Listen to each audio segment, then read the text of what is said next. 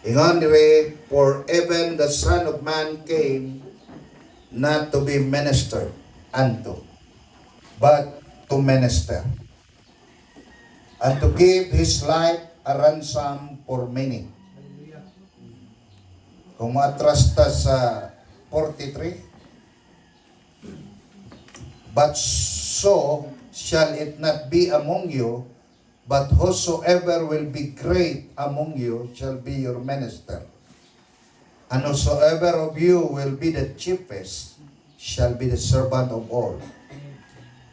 Ulong sa Ginoo nag-ingon nga ang anak sa tao nga si Jesucristo mianhi dili para alagaran apan mangalagad. Ug sa iyang pagpangalagad iyang gihatag ang iyang kinabuhi para sa tanan o kadaghanan. Nga atong pulong garon, we are called to serve. Gitawag ta aron mga lagad, no, sa atong buhi nga Ginoo ug sa iyang katawhan.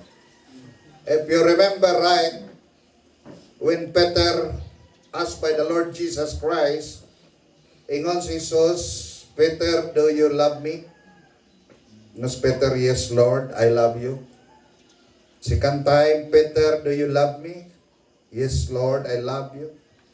Yung kanuna ingon Jesus, feed my sheep, feed my lambs. And the third time, ingon gyapon siya, Peter, do you love me? Ingon si Peter, yes Lord, I love you. Ingon si Jesus, feed my sheep. Bot pasabot, kay gitawag ta, kay nahigugma ta sa Dios, mangalagad ta sa tanan. Mangalagad ta sa uban.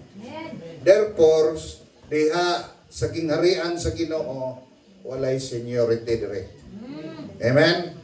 When in fact, murag maglisod kag pangitag word nga leader sa Bible. No? Gigamit lang ni nga term sa organization.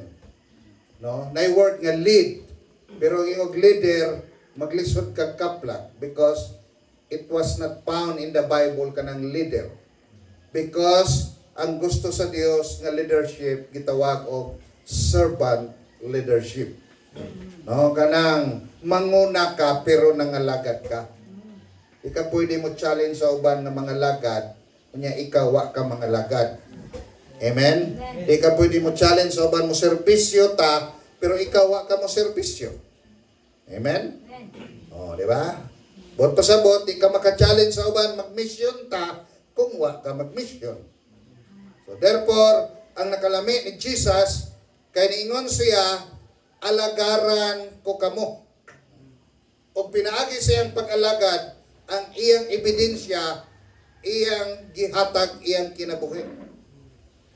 You cannot serve God if you cannot give your life to God. Hindi na pwede. Moalagad ko sa Diyos kung bakante lang. Moalagad ko sa Diyos kung di ko busy. Pero lahi si Jesus, kaya ang iyang pag-alagad, gi-appeal yun niya ang kinabuhi. The same po ning ministry. Appeal imong kinabuhi. Yeah. Dili pwede ako lang time. Pero ang akong panalapi, din ako i-appeal. Ako lang kusog, pero dili na ko i-appeal ang akong bahandi. No? Oh. Kay Jesus, tibuok niyang kinabuhi yan gi-appeal. Now, because we are called to serve, importante kung nindot nga pagserbisyo, resulta ni sa nindot nga pagtawag. Tama ang pagtawag, tama ang pagserbisyo. Okay? Nga naman, kaya naingon sa 2 Timothy chapter 1 verse 9, who hath saved us, giluwas na, and called us, gitawag ta. Pero na to ha, masig-sige tag-ingong gitawag ta, o nyo mapadeta maluwas. Sige na tagwalis mission o kaluwasan. Dawatas Kristo. Kanya ikaw, wala ka kadawat. Ha? Kalimot day ka. So, ingon dire, kay giluwas ta, gitawag ta niya sa usa ka balaanon nga pagtawag. Anong dili nato ni simple-simplehon lang ning trabaho sa ministry? Nga mo daw uyamot trata? No? Mura lang tanaw nila, mga pastor man na. Di na mao. Because ang calling is a holy calling. Panguing kag holy calling, ang pagkabalaan na pagtawag, ang Dios may balaan, involve ang Ginoo sa imong pagtawag. Gipusta niya ang iyang pagka-Dios sa imong pagtawag. Nganong gitawag ka niya kay giapil niya iyang kinabuhi diha sa imong pagtawag. Mao na ang imong pagtawag tarongon nimo na. Kay kung magbinuangan nimo imong pagtawag, madamay ang nagtawag nimo. Not according to our works, wa pod niya gibasihan og unsay kaya natong mahimo nganong gitawag ta. Pero ingon diri, but according to His purpose, gitawag ka sumala sa iyang katuyuan. Sa ato pa, dili ta maghimog atong kaugalingong katuyuan. Masaya pastor ko, pero ako'y magbuot, dili ang Ginoo. Di ba? Evangelist ko, ako'y magbuot, dili ang Ginoo. Dili na mao. Kay ingon man diri, sumala sa iyang katuyuan o sa iyang grasya.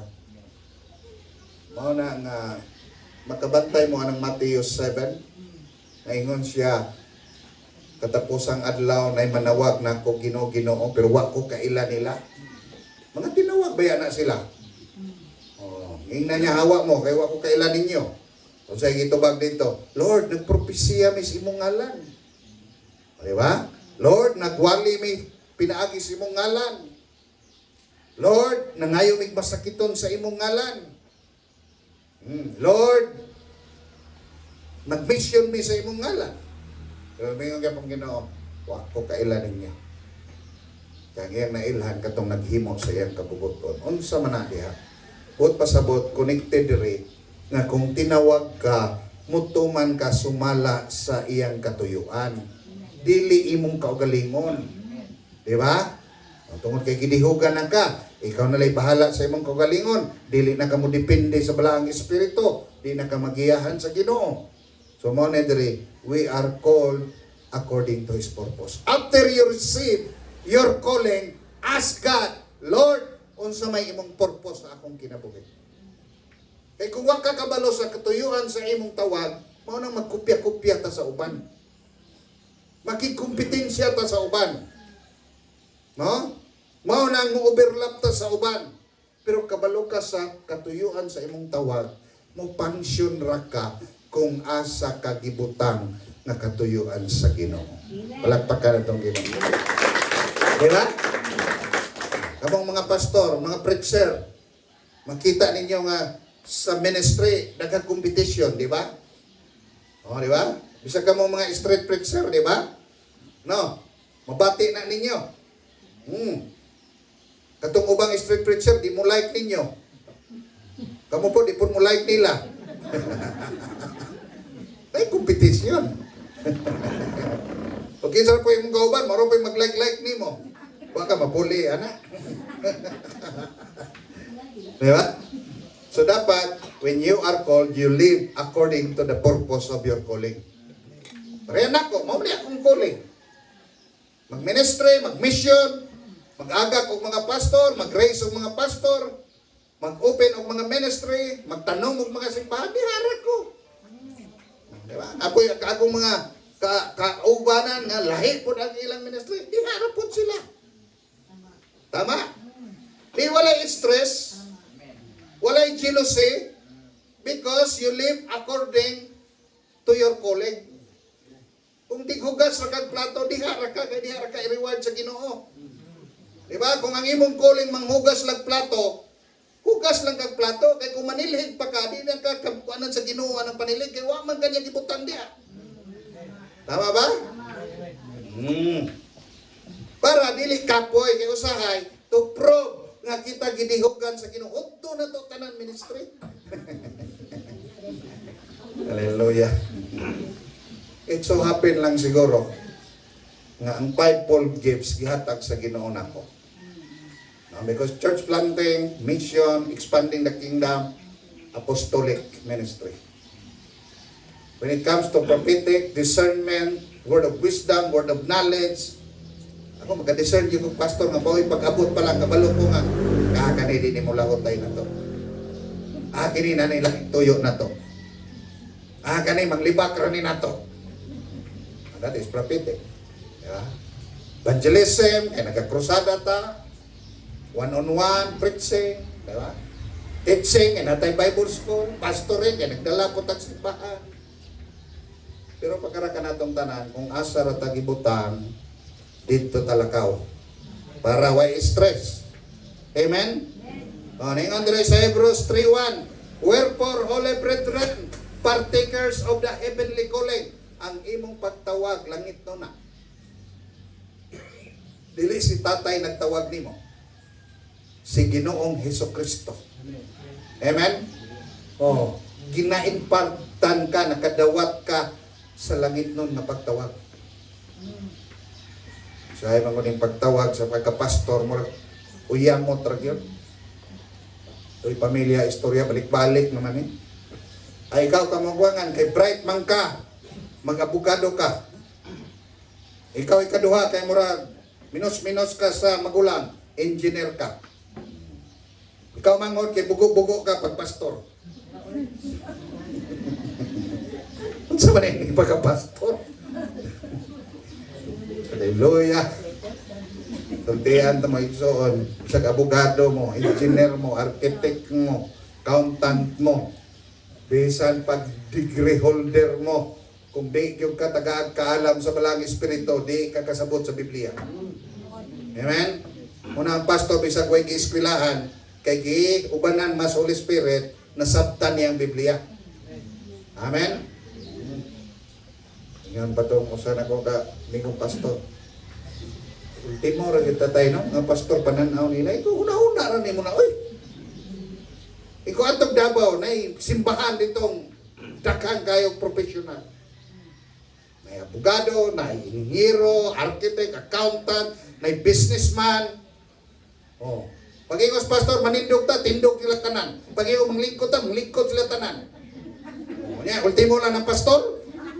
Niya kanigay yung pastor o ginong, manuol tas Ginoo, nagpalikod, kahit kay ulo, di mo antos tubangan. Niya, ultimo ng pastor.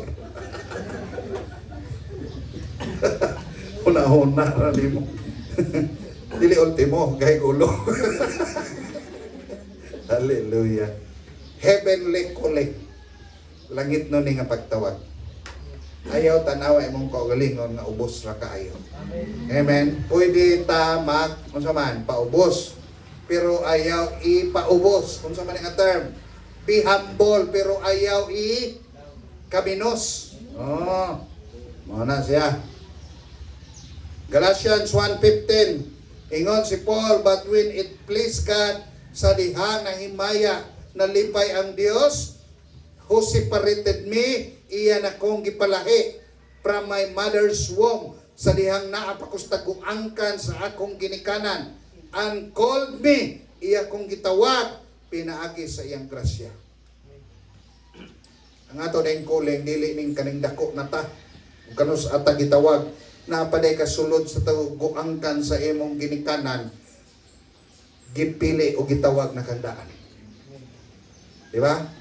Ingon si Prophet Jeremiah, naapa ko sa ilalom sa akong ginikanan, give sanctify na ko, gibalaan na, aron mahimong propita sa kanasuran. Ang kuling nato, dili tong panahon nga mihila ka, miduol ka sa Ginoo. Ang kuling nimo, katong naapa ka, sulod, sa tiyan sa imong ginikanan, kisilyuhan na kang daan sa Ginoo, nga karon tawagon ka niya sa ministeryo. Palakpakan na itong Ginoo. Ano ay mong katingala? Di ba? Oo, kaysa una, mga nindot kay tag-income, karon murag di na kayo. Gamay na lang. Pero kontento. Romans 8:30. Moreover, He did predestinate them, He also called. No, kay kitagana ng daan, mao nang gitawag mo. Gitagana na gyud ay. And whom He called, iyang gitawag, He also justified. Kay gitawag man mo niya, gimatarong mo niya. Ang galing tao, masitanaw sa itong kagahapon. Nga gimatarong naman tatas Ginoo karon. No? Nilibakon na itong kagahapon. Oh, hallelujah. No?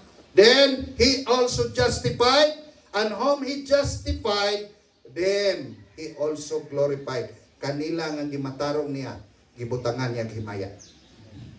Muna nga ni mga pastor, kung imong tanaw ng naong ana, kung walay himaya, alanganin yun. Pero na may himaya, murag si Kuan, artista. No? Oh, di ba? May nana, no? Nga, madala lang kasi maya ba? Pero tinuod gina na, alanganin yun. Kuna usay po ni mga pastor, piling pugi. Pero himaya, ragod na. Hallelujah. Romans 11:29, for the gifts and calling of God are without repentance or irrevocable. Ingon si Paul, nga ang gasa o tawag sa Dios dili bakwion sa Dios. Bisag mo backslide pa mo, di gyud na paon sa Ginoo inyong tawag. Mo nang mag-alangasa mo. Di mo kabalik sa Ginoo. Kay ang calling gibig-in na diha sa Ginoo nimo. Mo nang mo rise up gyapon ka pagbalik. Ang problema sa uban kung mubalik ka, di na ka taga-chance. Pero diri sa tuwa, tagaan kag chance kay tinawag niya. Palakpakan itong Ginoo. Amen? Oh, 1 Corinthians 1:26, for ye see your calling, brethren, how that not many wise men after the flesh, not many mighty, not many noble are called. Kabalo mo mga igsoon, ang inyong pagkatinawag, ang uban dili maalamon. Ang uban dili kusgan. Ang uban dili maayo. Pero gitawag. Hallelujah. Ngayon yung tao, mamili ba? Pag napastor, asa ka ni graduate? Ha? Oh. Asa ka ng eskwela? Wala maningon rin, nagay uban nga di maalamon gitawag. Uban dili maayo, di kahibalo. O, di ba? Dili kuskan, pero gitawag sila sa Dios. So di magtanaw og unsa og kinsa ka, magbase ni kung gitawag ka niya. E bisan pag bright ka, wa gyud katawag ka, wa gyud kay mahimo sa ministeryos Ginoo. Yang may muduol ako, pastor, gusto ko mamuhat, pero wa man ko'y kahibalo. Kung mas maay nang may kahibalo, para di makiglalig sa Ginoo. Kani mga bright, di kalihok ang Ginoo, kay sige glalig sa Ginoo. Pero kay balo, maingon na, Lord, ikaw na lang yung bahalaan eh. Kaya bisan sa pag-ampo, amot lang. Ang inampuan, lang, Lord, you know what I mean? Amen. O, diba? Pero binihukan. Kapay magwali des dalang nga in English, usay ang English nga nagbaliktad-baliktad na, pero naong kipoy mudawat. Ngon kay gitawag man. Nga gidihugan. Amen. Oh, dili tanan maayo, dili tanan bright, dili tanan kusgan ang gitawag sa Ginoo. Kay dili na mao iyang basihan. Amen. Dili ability, availability. Amen. Kadang kuan abilidaran, pero di man available. Saan ta man na? Kung imong agarog mission mo ingon man, ako'y meeting ron. Sila meeting. Dora des Purok nag-meeting. Marites. Dahil tatay maninood man. 1 Corinthians 7:20. Sila ko kitang saram ta magkita no.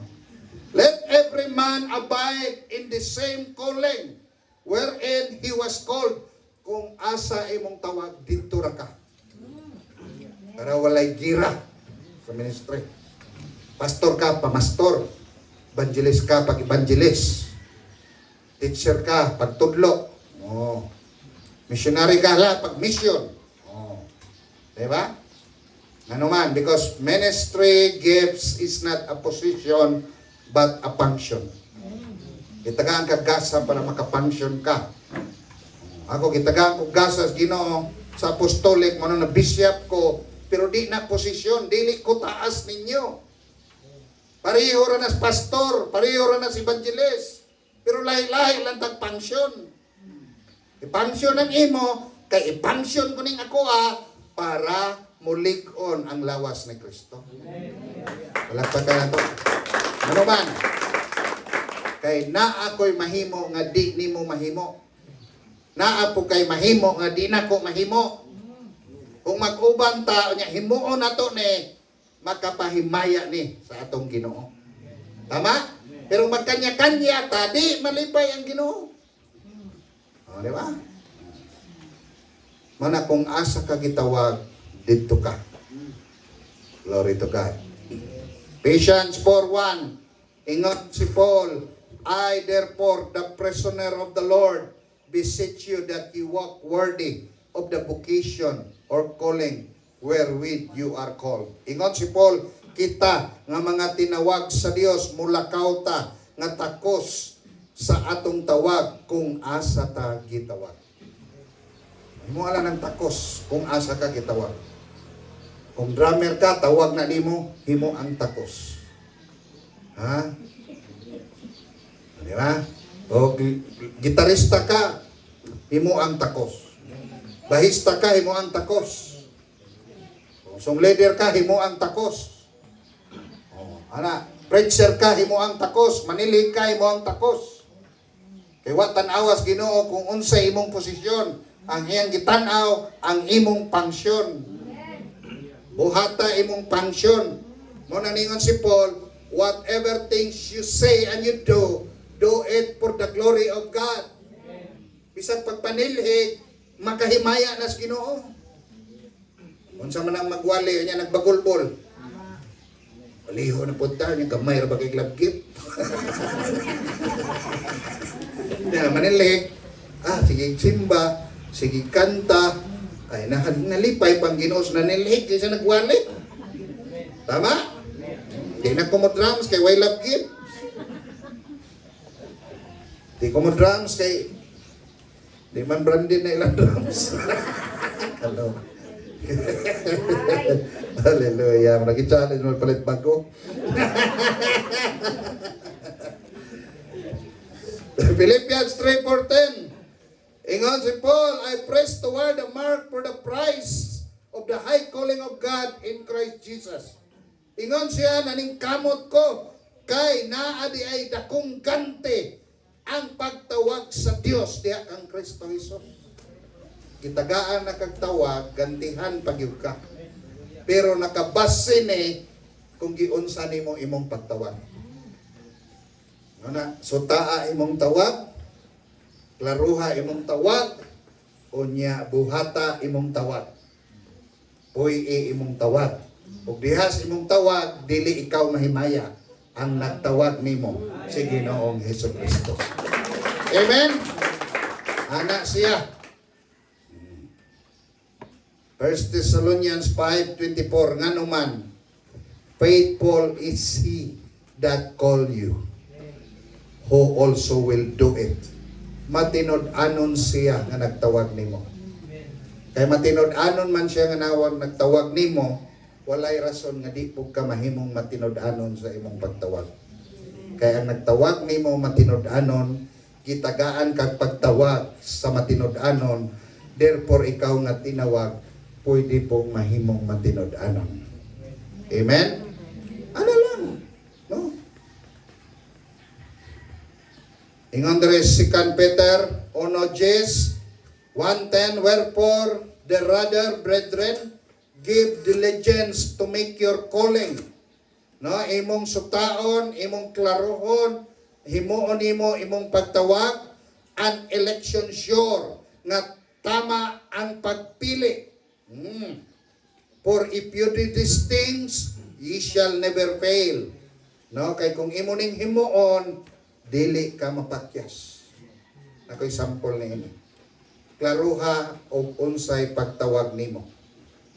Kaya ang uban gitawag pagka-pastor, di sila magpastor. Oh, mo na nga dito sila sa laing ministry. Oh, kay why responsibility? Onya matinga ka nganong mo fail sila. Kay wa sila matunong sa tawag nila. Amen. Oh, napoy ubang evangelist, magpastor. Kay evangelist ang tawag, di sila mag-evangelist. Ganahan sila magpastor. Unya kay wali man ang ilang pagpili, sa pagsubay sa ilang tawag, surrender sila. Kung mahaom ka sa imong pagtawag, bisan unsay mahitabo, bisan ay challenges, nay hagit, sakripisyo, kalisdanan, kasakit, di ka mo surrender. Nga naman, kay nahaom ka sa tawag nimo. Kani bitang pastor magpabadlong yang karnero, malipay siya. Nga naman, kay pastor manggod siya. Pero evangelist gali ang magdala, unya magpabadlong karnero, duktok ko niya sa pulpito.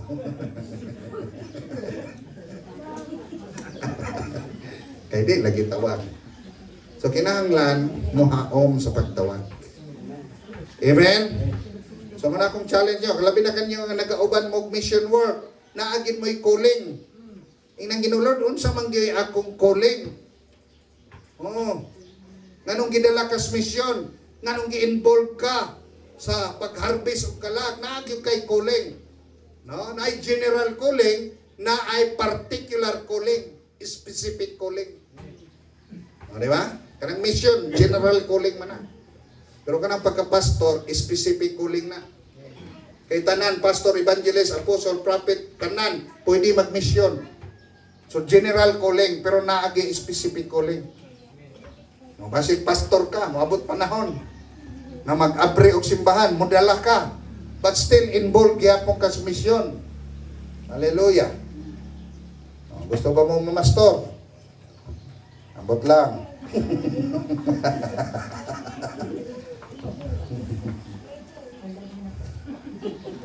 Atay kung tungutan na, ikaw gusto kang pastor? Hindi lang ko tayo. Ano man, luoy kaya mong pastor akong tanawang tayo eh. Ano man? Labad ulos pastor tayo sa badlungon. Kung ano ang kabalungan ko? Ang kabalungan ka? Siya ako manggoy badlungon tayo. Wala hindi siya pastor at lugpaslan. John 12:26. Last verse. If any man serve me, let him follow me. Hallelujah. And where I am, there shall also my servants be. If any man serve me, him will my Father's honor. Ingon si Jesus, oh. Bisan kinsa nga mga lagad nako, dapat musunod nako. Dali ram ko ni pag-pledge nga, Lord, I will serve you. But sometimes only I will follow you. Dili man na ana. Ingon Jesus, kung mga lagad ka nako, musunod ka kanako. Not 99%, but 100%. Ano man, ingon siya, where I am, there also my servants be. Kung asa daw si Jesus, naapod ang iyang alagad. Kung asa ka dalon sa Dios, sa pagpangalagad, tuman lang. Usahay dili tanan sayon, naapoy lisod, dili tanan lami, naapoy pait, di tanan busog, naapoy pasmo. Hallelujah. Bisan asa ka dalon, ang importante nga imong pagpangalagad, kauban nimo si Kristo. Amen? Mo na iyang gusto. Kaya ningon siya, my servants be if any man serve me, akong mga alagad, kung alagaran ko ninyo, ang akong amahan mahimaya. Kanina itong pagpangalagad kang Kristo, mahimaya ang atong buhig na Diyos. Amen? So kanang calling ninyo is not only for the people. It's not only for the mission. It's not only for the ministry. But your calling is to honor God. To honor the Lord Jesus Christ. Palakpakan na itong ginawa niya. Mga gusto na ko ibutang sa inyong kasing-kasing karon nga ang inyong calling tagaan ninyong importante. Ayaw ikambyos negosyo, ayaw ikambyos trabaho, ayaw ikambyo sa mga lulinghayaw, ayaw ikambyo unsang butanga ni ining kalibutana. Kay kanang imong calling di na basta-basta gikan as gingharian sa Dios, Dios ang naghatag diha nimo, gisalig na nimo, og sa dihang gihatagan ka, giubanan pagyud ka sa naghatag nimo aron epektibo ka. Palagpakan natin. Ano sa John 15:16 nga Jesus, dili kamo ang nagpili nako, ako ang nagpili kaninyo. So ayaw nagpagduha-duha. No? Inay uban mo say, mo di man ka ngayon pastor, mo kag tulisan. Ginoo nagpili nato. Amen. Di mo sipyat ang Ginoo sa pagpili. Mao na siya, mao na nga being a minister, put respect to your calling and your gifts. Amen. Hapit ang eleksyon, mga pastor, no? Amo na campaign manager ng politiko, no? I-broadcast. Ay mga pila-pila na, iampora na sila. Kaya mga pastor, mag-away pa na sa eleksyon. No? Unya, ang kanarabang eleksyon, tama na po na, ining karong Mayo. Pag umana na, umana. Yung ministry naguba, hangton na sa kanturan. Ang relasyon naguba, tungod hangton na sa kanturan. No? Yung katong ilang gilabanan politiko, nagkuli na, ang pastor nag-away, wapa. Niabot na lang sunod eleksyon, kaaway pa ang pastor. Ang politisyan, usa na partido, nagkuyog na. Waragot. Yan, apektuhan na ang calling. Apektuhan na ang gasa. Apektuhan na ang pagtawag, Diyos Ginoo. So, focus ka sa pagtawag nimo. Focus ka sa gipahimo sa Ginoo nimo. Amen? Because you are called. Tinawag ka o kipilit kaniya. Palagpakan itong Ginoo. Nindot ka. Amahan, salamat sa imong pulong.